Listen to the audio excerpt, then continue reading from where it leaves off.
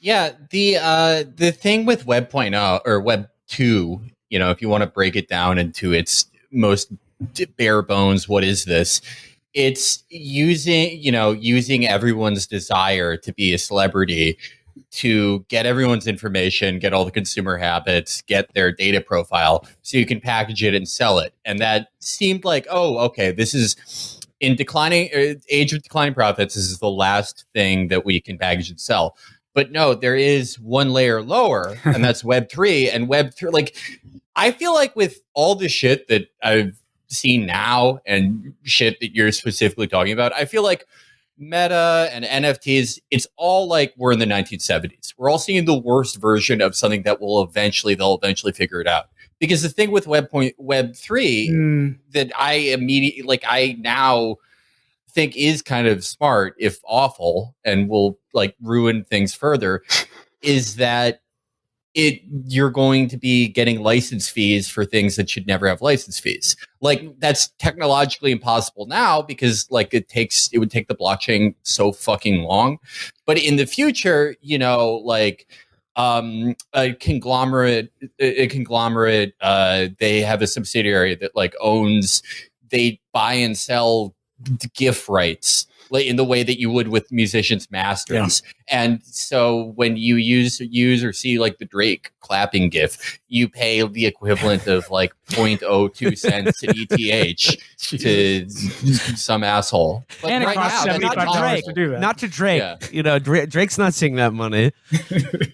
Well, that's the richest man in the world, is the most gifable man who owns his masters.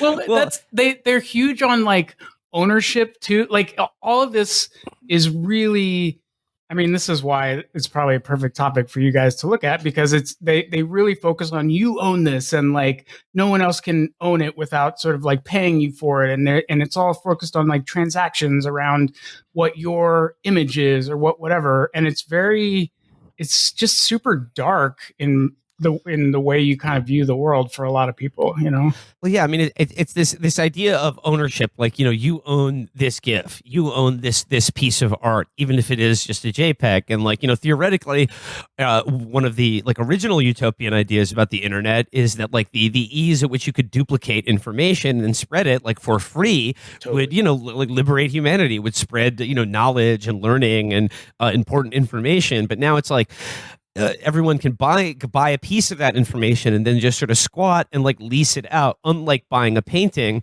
where like you buy the painting and then like, I don't know, you can like have it be displayed in a museum or charging people to come see the painting. But like this would be the equivalent of like you're charging rent for anyone who's thinking about the Mona Lisa. Yeah, or wants to like, that's why I totally agree. I feel like that's why a lot of internet idealism, like to your point, the early versions of the internet, the like Stewart Brands of the world or the Tim Berners-Lees of the world, are people who are like really like, we need to make information free and like, this is a good thing, democratizing blah blah blah. It just feels like the money that has come in has really perverted a lot of that, but it's still dressed up in these sort of the idealism of what the internet was supposed to be, right? And like, there are people who I think the current class of people that are doing the Web3 stuff there's a mix of people who actually do believe this is transformational. There's people who are total hucksters and are making boatloads of money, even though what they're doing is bullshit, doing like literally a George Floyd NFT or something, making money off of the backs of all these other folks. And then there are folks who just see this FOMO and like leaving Facebook to get into the latest blockchain thing because there is so much money flowing into the space. It's super really, it's dark. What is you're the only person I could really ask this question. Thank you. What is the fascination with like Web3 people in general, but more specifically like crypto people with Meta? Like, what are they seeing that it looks idiotic to us, and it looks like what all technology in the 70s was to people even 10 years later. Yeah. What do they see there? Is it just that it's like, oh, this is like shitty transhumanism and eventually we'll have the real version? When you say meta, you mean their pursuit of the metaverse sort of thing? Yeah, that idea. yeah.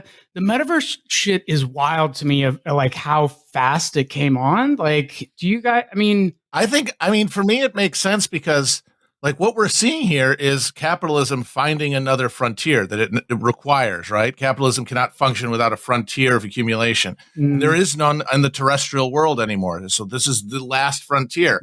And for that to work, you have to transfer real social value from the real world to the cyber realm. Like the logic of an NFT is that owning this thing digitally has the same emotional connection that I have to things I own IRL.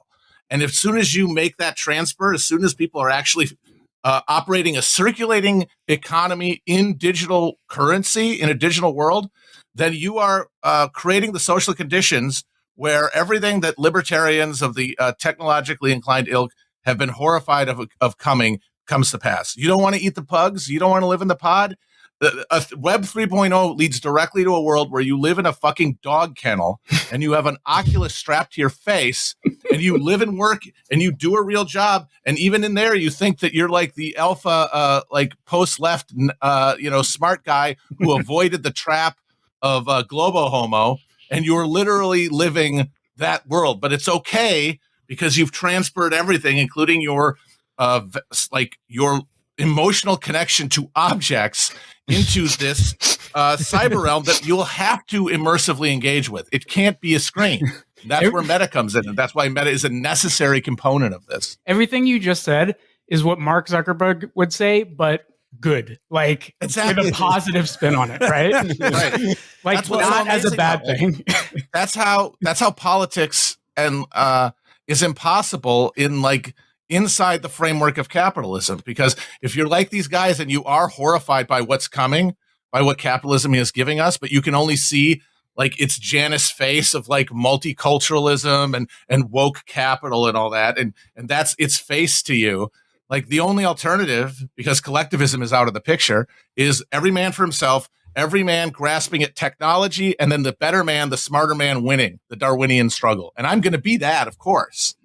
And so then your attempt, your depoliticized sort of, basic setting American libertarian response is to grasp these weapons of technology. And by doing that, forging your own fucking chains. Well, I mean, as long as we're talking about Zuckerberg and Meta, Mike, I mean, you've recently written about, like, could you just provide some context for which, like, the Facebook is now, they're Meta.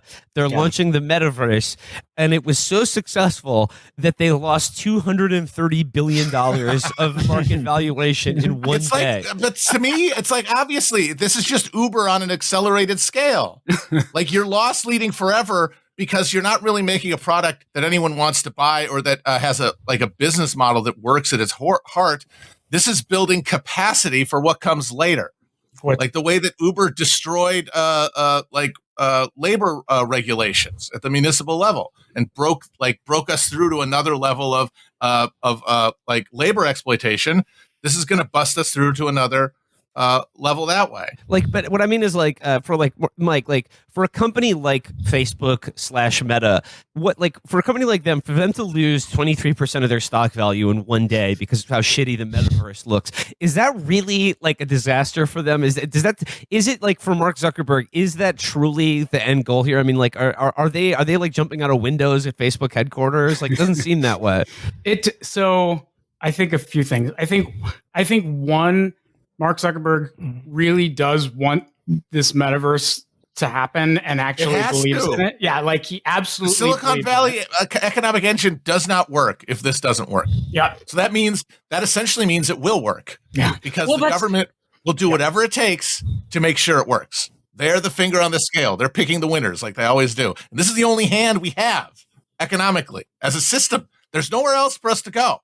All other paths have been burned. We cannot reindustrialize with our current political structure. So that means we will just run headlong into the fucking into the pods to live. And we can imagine, we're still fighting all the old culture battles, and we're still free because we're able to express ourselves there online. And there is still a chance that you can make enough money that you don't have to do a crappy job with the, in the goggles. You don't have to be a widget sorter or an email sender. You can be a philosopher king, but you're still doing it in the fucking goggles. No, and like that is the sort of self-propelling nature of this too is also really fascinating to me. Like just in the beginning, we were talking about how it came on so fast. Like I get emails daily now about, here's the 10 best metaverse stocks that or to pick or whatever. Like just sort of a thing that didn't exist now is an inevitability, right? And I think I think in tech they kind of always talk in terms of inevitability. When Uber came on, it was like, this is the way labor workers' rights or lack thereof is going, whether you like it or not. We're dragging you into this version of the future.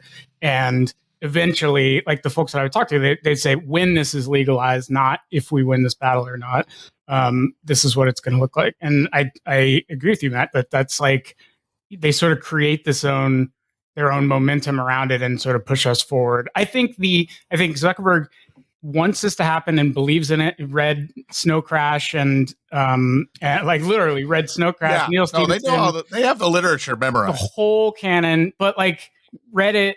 It's sort of like the most surface level version of what reading is, I think, on a lot of this. Just like not really. They would argue these guys are all bimbos, is the thing. Like they really are decapitated by their STEM knowledge. Like their STEM ability created this like firewall between their like the basic self-doubt that you need to propel you through like actually knowing anything. Yep. Like that engine of like, well, maybe I don't know everything. That's going to push you into like, interrogating your beliefs.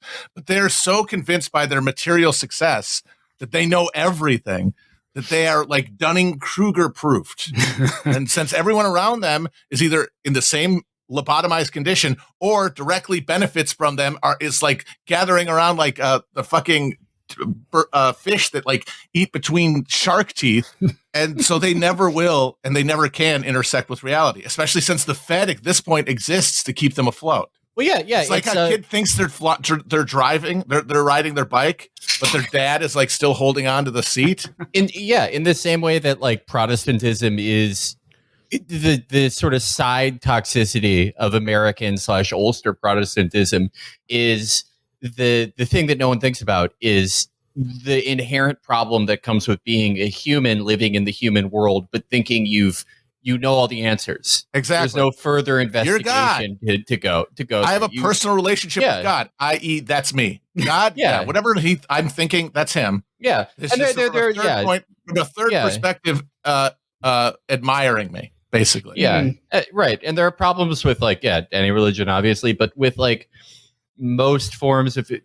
I mean, actually, this is true for the single, most reactionary forms of Islam you'll see in like Saudi Arabia, but Judaism, Catholicism, but a billion other things. The thing isn't like, oh, we've figured it out. Yeah. It's varying degrees of we know very little but this one thing. But this, what you just described, like the blinders that come from having figured out this one linear progression tract, it's Protestantism without any pretense of God. So it's exactly like because it's the chronological accumulation of Protestantism. Protestantism is the beginning of to articulating a fracture from the social church, like and creating a new way to understand the universe outside of the context of like a socially reinforced church hierarchy, which is no longer viable in that early modern era. And it starts with, God is real.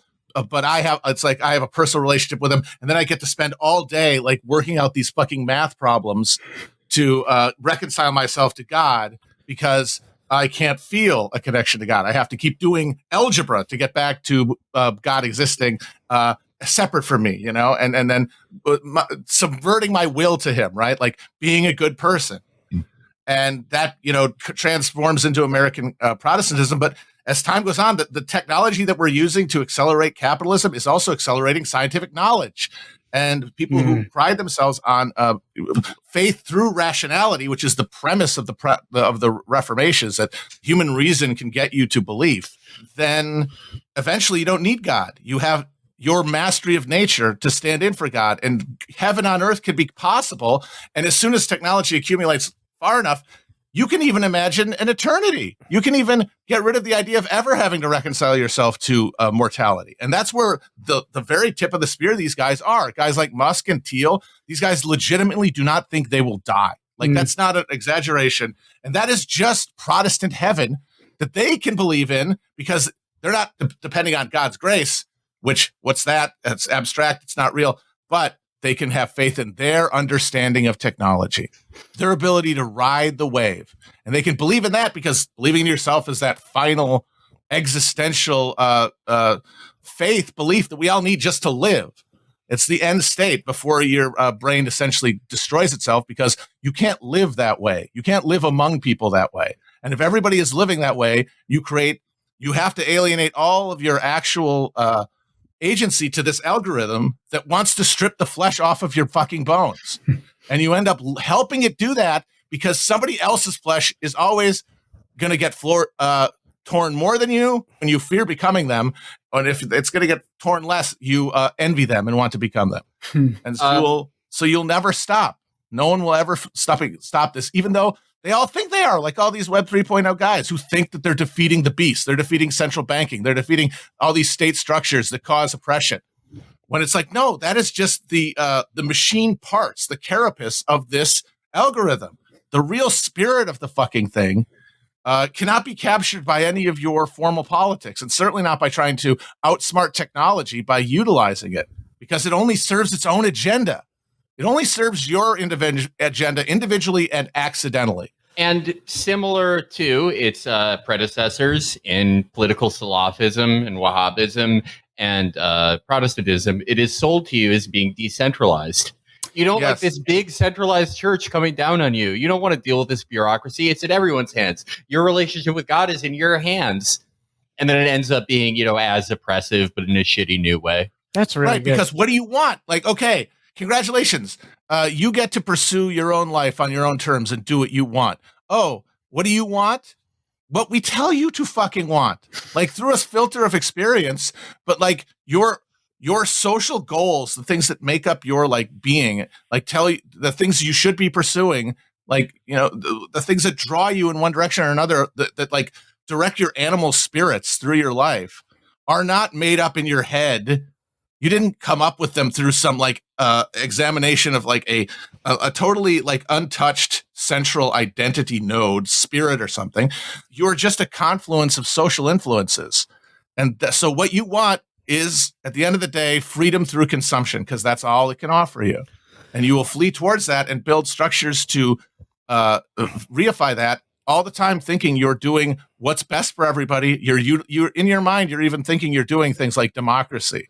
And you think that you're adhering to notions of individual freedom and autonomy, but all you are actively doing with your time on Earth is furthering the creation of this fucking self-loading guillotine that we're all in the middle of.